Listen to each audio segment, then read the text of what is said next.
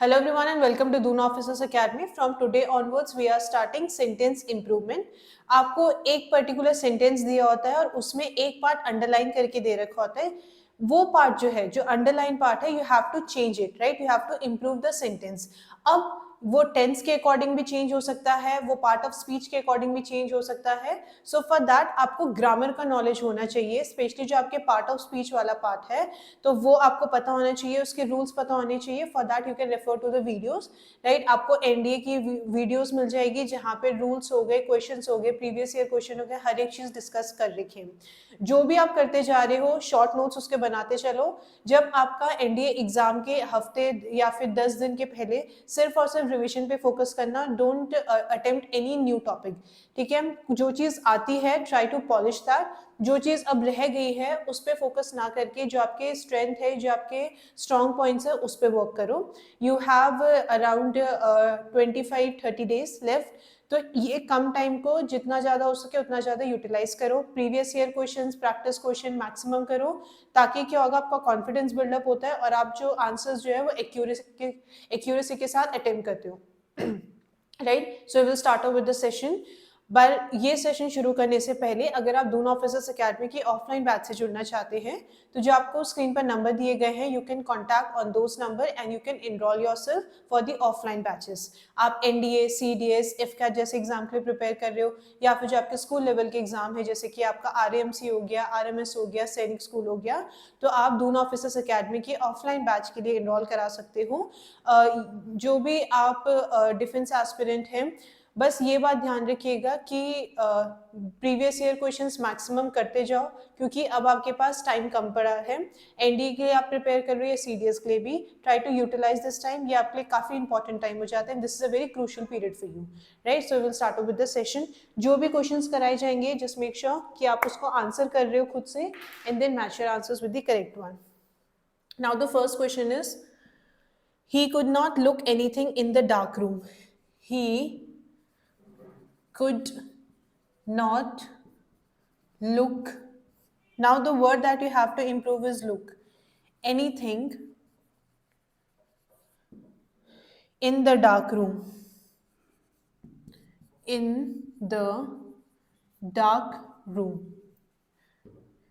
अब जो वर्ड है आपका लुक, अगर इसमें चेंज होंगे तो उसके ऑप्शंस दे रखे.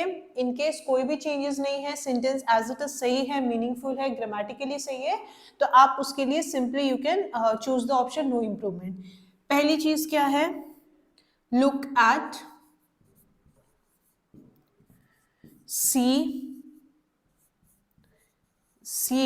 Through, and the last one is no improvement. ठीक है? He could not look anything in the dark room, right? अब देखो यहाँ पे जो वर्ड दे रखा है, it is what look. Look और see में फर्क क्या होता है, पहले तो आपको ये पता होना चाहिए. When you look something, इसको आप ऐसे समझ सकते हो कि you are basically directing your eyes towards that particular thing. जिस ऑब्जेक्ट पे आप देख रहे हो, राइट? देखना, ठीक है? लुक का मतलब है कि बेसिकली मान लो कि एक गाड़ी जा रही है, राइट? तो आपने क्या किया, जहां जिस डायरेक्शन में जा रही है वो, तो आपने जो अपने, so basically you are looking in that direction, मतलब आप उस डायरेक्शन में अपनी आंखों को डायरेक्ट कर रहे हो. ठीक है? सी का मतलब क्या होता है? व्हेन यू सी समथिंग, आप you are basically becoming aware of that thing. ठीक है? आप क्या कर रहे हो, उसको नोटिस कर रहे हो, उस चीज से अवगत हो रहे हो, राइट? तो देखो, he could not see anything in the dark. अब देखो, डार्क में, अंधेरे में कभी भी आप अपनी आंखें जो है वो डायरेक्ट नहीं कर सकते हो, है ना? डायरेक्ट कब करोगे? जब कोई ऑब्जेक्ट होगा जिसको आप देखना चाहोगे, राइट? सो फॉर दिस आपको क्या होना चाहिए था? सी. अब लुक एट तो नहीं हो सकता, सी और सी थ्रू. सी थ्रू कब होता? जब आप वो चीज ऑब्जेक्ट होते और उसके आर पार आप देखना चाहते थे, राइट? तो अब डार्क में तो आपको वैसे ही नहीं दिख रहा है, तो आप आर पार कैसे देखोगे? So this can not be see through. No improvement भी नहीं हो सकता. For this the correct option is the B part, that is C. ठीक है? ये थोड़ी बहुत चीजें जो आपको पता होनी चाहिए, कुछ वर्ड का डिफरेंस, कई बार प्रेपोजिशन वाले डिफरेंस भी आ जाते हैं। ऐसे क्वेश्चन आरएमसी में बहुत आते हैं, स्पेसिफिकली प्रेपोजिशन वाले क्वेश्चन तो आपके 10 आते ही हैं, राइट। तो जो कुछ वर्ड जो कंफ्यूजिंग आपको कंफ्यूज करते हैं, जैसे प्रेपोजिशन हो गया, बायो या फिर विद वाला जो डिफरेंस हो गया, राइट, बीनीथ या अंडर वाले जो हैं, इस तरीके के जो आपको थोड़े बहुत डिफरेंस पता होने चाहिए वो एक बार देख लो, राइट। ग्रामर रूल तो एक बार कर ही लो, राइट। बहुत बार बच्चों को लगता है ग्रामर सिर्फ सेंटेंस इंप्रूवमेंट के लिए, सॉरी, आपके एरर डिटेक्शन के लिए काफी है, नहीं। आप पैसेज में जो आपके फिलिप्स वाले होते हैं उसमें भी आपके कई बार यूज होते हैं, राइट। इनफैक्ट इंग्लिश में आपके काफी जगह पे ग्रामर के क्या है आप एप्लीकेशंस देखोगे, राइट। नेक्स्ट क्वेश्चन पे आते हैं।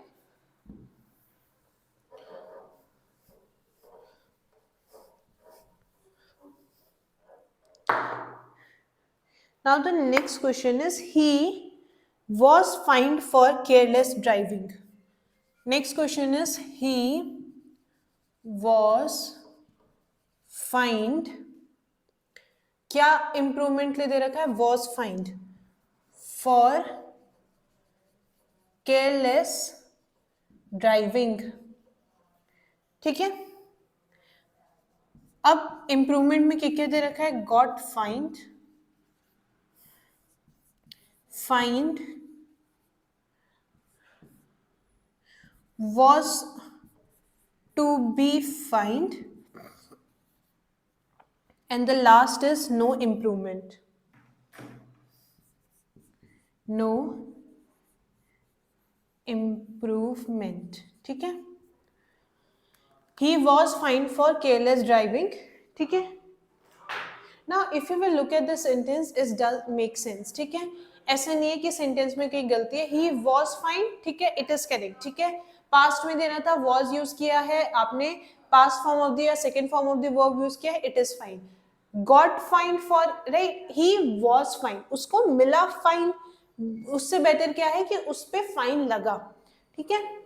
फाइंड, राइट, ही फाइंड, राइट। फाइंड जो है उसको अपने साथ एक ऑक्सिलरी वर्ब की जरूरत है, तो ये भी नहीं हो सकता। वॉज टू बी फाइंड का मतलब क्या है कि वो चीज अभी हुई नहीं है, पास्ट में नहीं हुई है, पर वो होनी चाहिए थी, राइट। नो इम्प्रूवमेंट नहीं हो सकता, ठीक है, सॉरी, नो इम्प्रूवमेंट आपका करेक्ट आंसर होगा। So for this the answer is the D part, इसमें कोई इम्प्रूवमेंट की जरूरत नहीं है, ठीक है। नेक्स्ट क्वेश्चन पे आते हैं।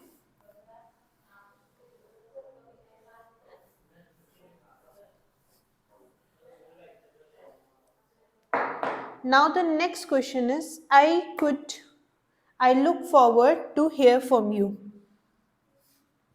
Question is, we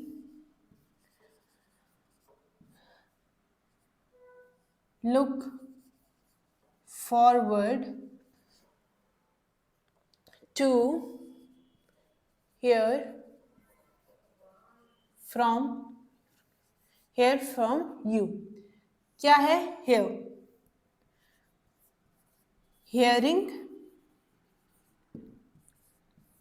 have heard, listen, or else it is no improvement.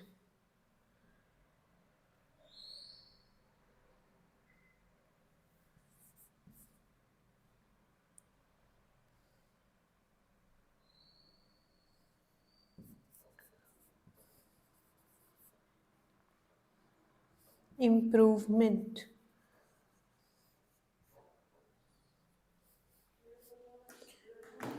I look forward to hear from you.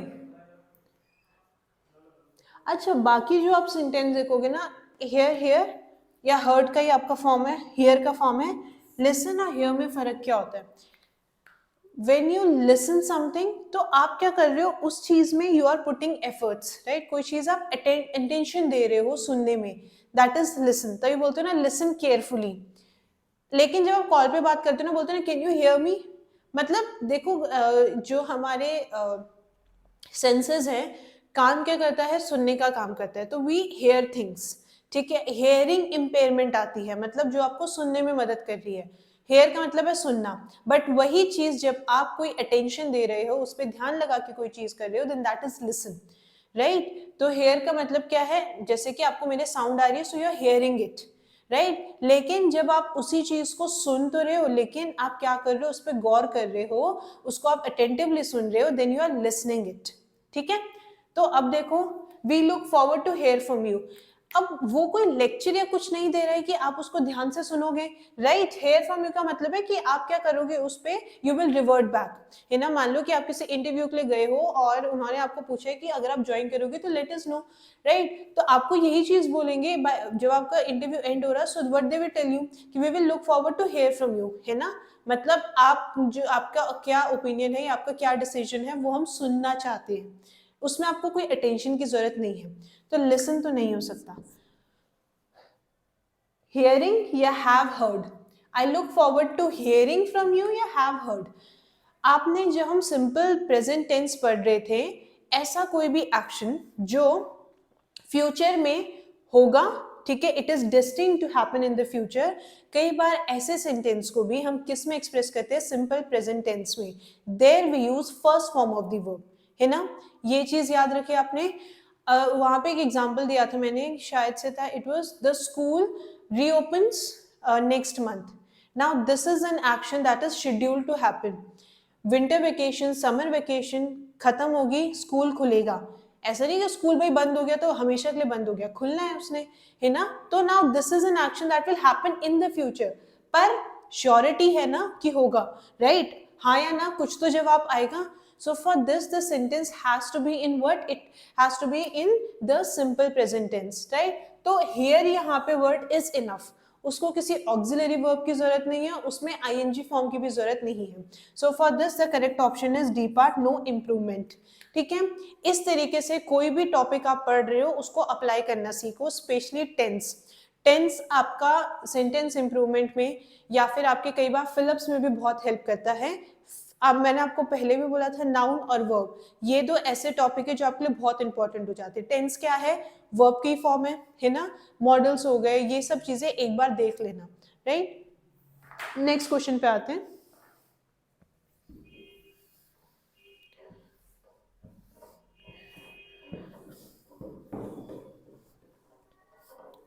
Now the next question is, when the examinations were over, when the examinations were over, Anil and me,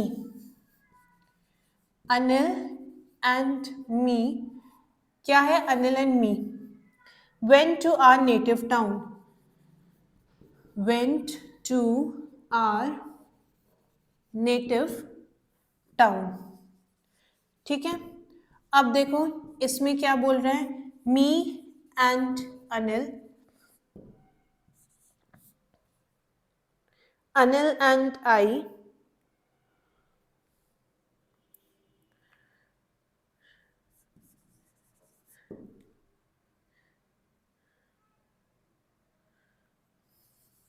Anil and I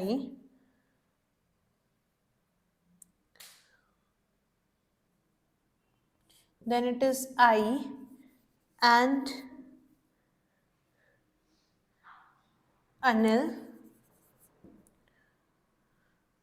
and the last is, अगर इस sentence को कोई improvement की जरूरत नहीं, it should be no improvement, ठीक है।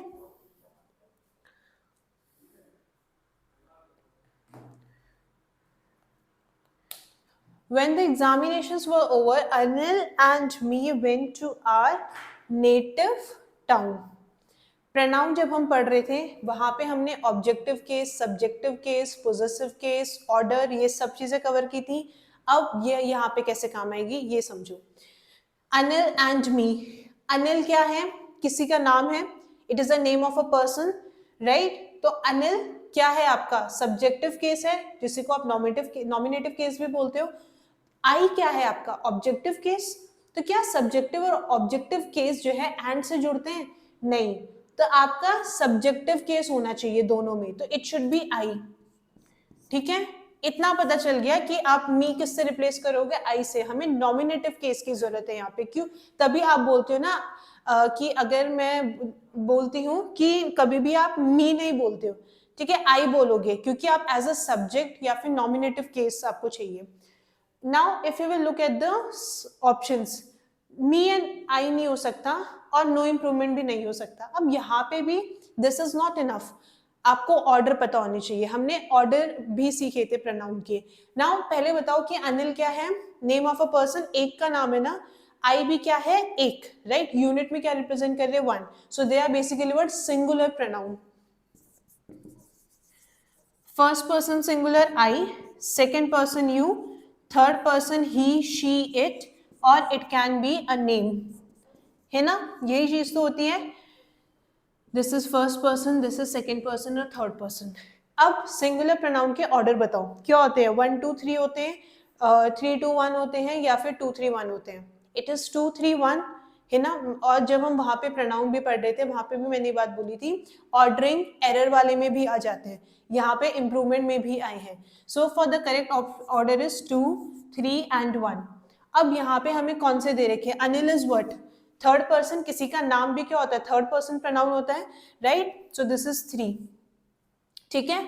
आई क्या है, फर्स्ट पर्सन. हमें थर्ड और फर्स्ट पर्सन दे रखे, तो ऑर्डर के हिसाब से पहले थर्ड आना चाहिए, फिर फर्स्ट पर्सन आना चाहिए. Third person is Anil, first person is I, so it should B Anil and I. I and Anil नहीं होगा, अनिल एंड आई, ठीक है. तो करेक्ट ऑप्शन क्या है आपका, सी पार्ट. ये छोटी चीजें हैं बट बहुत बार आपके आई हैं एग्जाम में. If you know them well and good, नहीं पता है रिवाइज कर लो, ठीक है. नेक्स्ट क्वेश्चन पे आते हैं.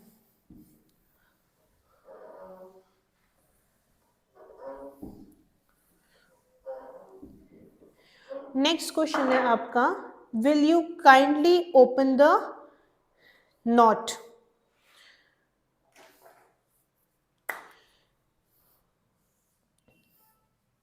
क्वेश्चन है आपका, will you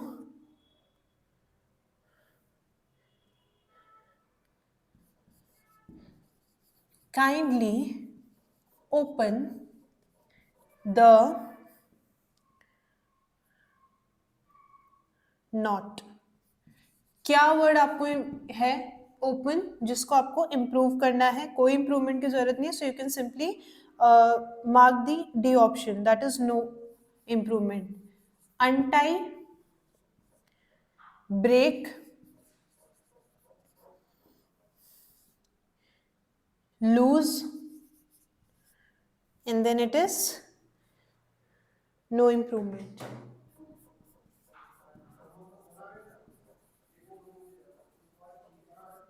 All right. Will you kindly open the knot? अब open किस कॉन्टेक्स्ट में या किसके लिए वर्ड यूज किया गया है हमने, नॉट के लिए. क्या खोलनी है आपको, नॉट. नॉट का मतलब क्या है, गांठ, है ना. तो कोई चीज आपने क्या बांधी, राइट. तो वो जो गांठ बांधी है आपने, उसको खोलना है.